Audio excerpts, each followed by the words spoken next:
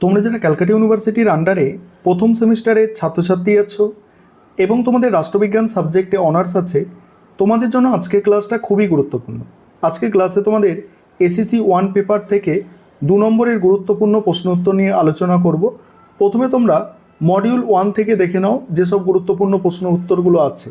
প্রথম প্রশ্ন ভারতে ফৌজদারি আইন ব্যবস্থার 4টি প্রধান উৎস কী? 1 নম্বর হচ্ছে কি সংবিধান, 2 নম্বর হচ্ছে বিধিবদ্ধ আইন, যেমন এখানে উদাহরণ দেওয়া হচ্ছে, 3 নম্বর হচ্ছে বিচার বিভাগীয় সিদ্ধান্ত বা সুপ্রিম কোর্টের রায়, 4 নম্বর হচ্ছে প্রথাগত আইন যা কিছু কিছু ক্ষেত্রে প্রযোজ্য হয়। পরের প্রশ্ন 23 সালের প্রশ্ন, তোমাদের জন্য মোস্ট ইম্পর্টেন্ট প্রশ্ন। ভারতের ফৌজদারি ন্যায় ব্যবস্থার যে কোনো 4টি আইন উল্লেখ করো। প্রথম আইন হচ্ছে ভারতীয় ন্যায় সংহিতা, যা আইপিসির প্রতিস্থাপক। তারপর হচ্ছে ভারতীয় নাগরিক সুরক্ষা সংহিতা, তারপর ভারতীয় সাক্ষ্য অধিনিয়ম, তারপরে হচ্ছে দেখো মাদক দ্রব্য ও সাইকোট্রপিক পদার্থ আইন। এটা মোস্ট ইম্পর্টেন্ট প্রশ্ন ছিল। ভারতের ন্যায় সংহিতার একটি প্রধান পরিবর্তন উল্লেখ করো। ভারতের ন্যায় সংহিতার একটি প্রধান পরিবর্তন হলো দেশদ্রোহ সংক্রান্ত আইনকে বাতিল করে আরও ব্যাপক সংজ্ঞায় রাষ্ট্রের বিরুদ্ধে অপরাধ ধারা যুক্ত করা। এছাড়া এর লক্ষ্য হলো অপরাধের সংজ্ঞাগুলিকে আরও স্পষ্ট ও আধুনিক করা। পরের প্রশ্ন ভারতীয় ন্যায় সংহিতায় 85 এবং 86 নম্বর ধারায় কেন্দ্রীয় বিষয় কী? 85-86 নম্বর ধারার কেন্দ্রীয় বিষয় হলো গণপিটুনির সংজ্ঞা ও শাস্তি। এই ধারাগুলি 5 বা তার বেশি সংখ্যক ব্যক্তি গোষ্ঠীর দ্বারা ধর্ম, বর্ণ বা লিঙ্গের ভিত্তিতে হত্যার ক্ষেত্রে কঠোর সাজার বিধান করেছে। ইম্পর্টেন্ট প্রশ্ন পরের প্রশ্নটা, ভারতীয় নাগরিক সুরক্ষা সংহতির একটি গুরুত্বপূর্ণ বৈশিষ্ট্য কী? ভারতীয় নাগরিক সুরক্ষা সংহতির একটি গুরুত্বপূর্ণ বৈশিষ্ট্য হলো ফৌজদারি বিচার প্রক্রিয়ায় প্রযুক্তির ব্যবহার বাড়ানো। এর মধ্যে রয়েছে ইলেকট্রনিক মাধ্যমে এফআইআর, তল্লাশি, সাক্ষ্য গ্রহণ এবং মামলার কার্যক্রম নথিবদ্ধ করার বিধান। তারপরে এফআইআর কাকে বলে? এফআইআর হলো একটি আমলাযোগ্য অপরাধ সম্পর্কে পুলিশকে দেওয়া প্রথম তথ্য। এটি সাধারণত লিখিত আকারে দেওয়া হয় এবং ভারতীয় নাগরিক সুরক্ষা সংহতির অধীনে এর বিধান রয়েছে। এটি ফৌজদারি মামলার প্রক্রিয়া শুরু করার জন্য অপরিহার্য। তারপরে আছে গ্রেপ্তার হওয়া ব্যক্তির যে কোনো 2টি অধিকার উল্লেখ করো। 1 নম্বর হচ্ছে কি গ্রেপ্তারের কারণ জানার অধিকার, 2 নম্বর হচ্ছে পছন্দের আইনজীবীর সঙ্গে পরামর্শ করার ও আত্মপক্ষ সমর্থনের অধিকার। এছাড়া তাকে 24 ঘন্টার মধ্যে ম্যাজিস্ট্রেটের সামনে হাজির করতে হবে। তারপর জামিন বলতে কী বোঝো, অর্থাৎ জামিন কাকে বলে? দেখো, জামিন হলো গ্রেপ্তার হওয়া কোনো ব্যক্তিকে কিছু শর্ত সাপেক্ষে সাময়িকভাবে মুক্তি দেওয়ার প্রক্রিয়া। এর মাধ্যমে অভিযুক্তকে বিচার চলাকালীন কারাগারের বাইরে থাকার অনুমতি দেওয়া হয়, এই শর্তে যে প্রয়োজনে আদালতে হাজির হবে।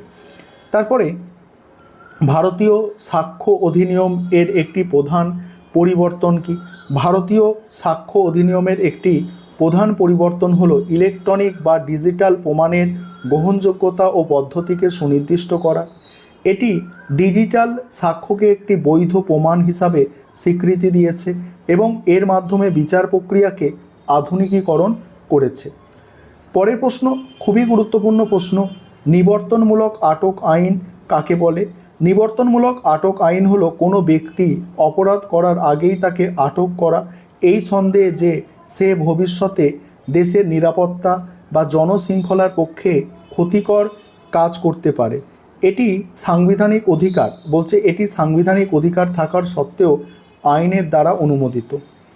পরের প্রশ্ন, যে কোনো 2টি নারী উৎপীড়ন রোধ আইন উল্লেখ করো। 1 নম্বর হচ্ছে গার্হস্থ্য হিংসা থেকে মহিলাদের সুরক্ষা আইন 2005, আর একটা হচ্ছে কর্মক্ষেত্রে মহিলাদের যৌন হয়রানি আইন 2013। তারপরে দেখো POCSO অ্যাক্ট কি বা পস্কো আইন কি বা অ্যাক্ট কি? দেখো, পস্কো অ্যাক্ট 2012 হলো শিশুদের যৌন অপরাধ থেকে সুরক্ষা নিশ্চিত করার একটি বিশেষ আইন। এই আইন কঠোর শাস্তিবিধানের মাধ্যমে শিশুদের সর্বোত্তম স্বার্থ রক্ষা করে এবং দ্রুত বিচার নিশ্চিত করে। তারপরে হচ্ছে 1989 সালে তপশিলি জাতি তপশিলি উপজাতির উৎপীড়ন নিরোধক আইন এর বিষয় কি? এই আইনের মূল বিষয় হলো তপশিলি জাতি উপজাতিদের প্রতি হওয়া অত্যাচারের প্রতিরোধ করা, এমন অপরাধের জন্য কঠোর শাস্তির বিধান করা এবং ক্ষতিগ্রস্তদের পুনর্বাসন ও আইনি সহায়তা প্রদান করা। তারপরে নারী সুরক্ষায় বিশাখা নির্দেশিকার গুরুত্ব নির্দেশ করো। এটা 2024 সালে এসেছে, দেখে নাও। তারপরেও দেখছো 2024 সালের প্রশ্ন। নেক্সট কিছু প্রশ্নের অ্যান্সার দেখো। আমি এবারে ইউনিট 2 এ আলোচনা করব। তার আগে এখানে একটা 23 সালের প্রশ্ন আছে, মোস্ট ইম্পর্টেন্ট প্রশ্ন। ভারতের শ্রম আইন বলতে কি বোঝো? অ্যান্সারটা বোঝো। ভারতের শ্রম আইন বলতে এমন আইন বা বিধিনিষেধকে বোঝায় যা শ্রমিক ও নিয়োগকর্তাদের মধ্যে সম্পর্ক, তারপর হচ্ছে দেখো কর্ম পরিবেশ, মজুরি, কর্মঘণ্টা, সামাজিক নিরাপত্তা এবং বিরোধ নিষ্পত্তি প্রক্রিয়ার নিয়ন্ত্রণ করে। এর মূল লক্ষ্য শ্রমিকের অধিকার ও কল্যাণ নিশ্চিত করা। তারপরে আছে কি পরিবেশ সুরক্ষা আইন 1986 একটি, এর মূল উদ্দেশ্য কি? ঠিক আছে। তারপরে মডিউল 2 থেকে দেখো প্রথম প্রশ্নটা 2024 সালে পরীক্ষায় এসেছে। তারপরে দেখো চুক্তি আইন এর একটি মৌলিক নীতি লেখো। তারপরে 2024 সালের প্রশ্ন আছে। তারপর উপভোক্তা অধিকার আইন আছে। তারপরে আছে সাইবার আইনের যে কোনো দুটি বৈশিষ্ট্য, মোস্ট ইম্পর্টেন্ট। 1 নম্বর হচ্ছে এটি ইলেকট্রনিক ডেটা এবং ডিজিটাল লেনদেনকে আরও বৈধতা দেয়।